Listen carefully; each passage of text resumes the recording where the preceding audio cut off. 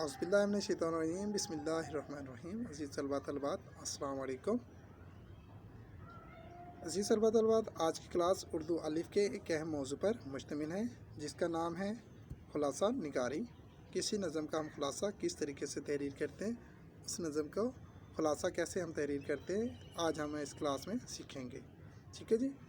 और हमारी जो नज़म चल रही है वो चल रही है गाय और बकरी। पिछले हफ्ते की क्लास के अंदर साबिक़ा क्लास में हमने गाय और बकरी नज़म जो डॉक्टर अल्लामा मोहम्मद इकबाल ने लिखी हैं, इसकी तशरीहात पर और इसके वाक़े पर हमने तबादला ख्याल किया था, और उम्मीद करता हूँ कि आप लोग उसको बेहतर अंदाज में समझ चुके होंगे और अपना तहरीरी काम भी मुकम्मल कर चुके होंगे।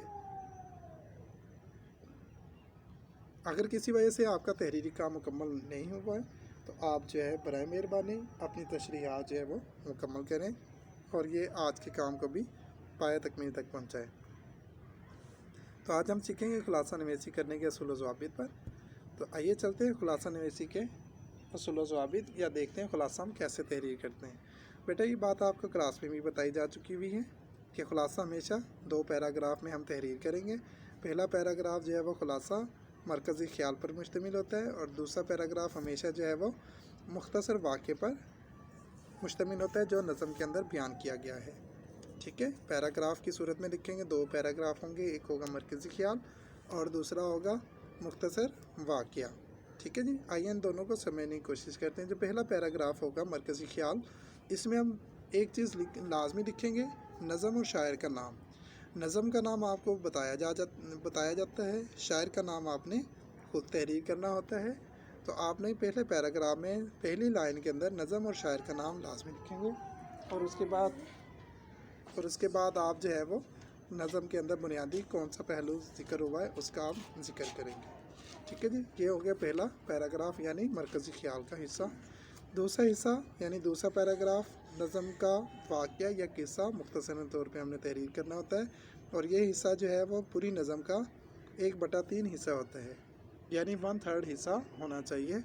ये पूरी नज़म बयान करने की ज़रूरत नहीं होती, पूरा वाक़या बयान करने की ज़रूरत नहीं होती, इसको हम मुख्तसर अंदाज में तहरीर कर सकते हैं। ठीक है, तो इस वाक़े को हम मुख्तसरन तौर पे तहरीर करेंगे। अब जैसे हम नज़म गाय और बकरी की मिसाल लेते हैं, इसमें डॉक्टर अल्लामा इकबाल ने गाय और बकरी का मुकालमा बयान किया है और मुकालमे की सूरत में समझाने की कोशिश की है। तो अब उस मुकालमे को मुख्तसरन तौर पे मुख्तसर अंदाज में अपने अल्फाज में इनफरादी सलाहियतों को बरूए कार लाते हुए, तख्लीकी सलाहियतों को बरूए कार लाते हुए आप तहरीर कर सकते हैं। ठीक है जी। आइए हम अपने तहरीरी काम की जानिब बढ़ते हैं। तो आप नज़म गाय और बकरी का खुलासा तहरीर करेंगे। 60 से 80 अल्फाज में हद अल्फाज होनी चाहिए, और आप उसको खुलासा तहरीर करेंगे। और खुलासा ऐसे ही तहरीर करेंगे कि पहले पैराग्राफ में आप मरकज़ी ख्याल और दूसरे पैराग्राफ में आप कहानी का वाक़या जो है वो आप बयान करेंगे मुख्तसरन तौर पे। याद रहे, 60 से 80 अल्फाज पहला पैराग्राफ मुख्तसर होता है, दूसरा पैराग्राफ थोड़ा सा तवील होता है। ठीक है, तो आप जो है वो पहले पैराग्राफ में ऐसे बताएंगे कि ये नज़म हमारी उर्दू की किताब सरीर खम्मा से ली गई, जिसके शायर का नाम ये है। ठीक है, यहाँ तक हो गया। फिर इसके बाद आप इसी को कंटिन्यू करते हुए आप लिखेंगे, इस नज़म में शायर ने हमें इस चीज़ को बारे में बताने की कोशिश की है, ये बताया गया है।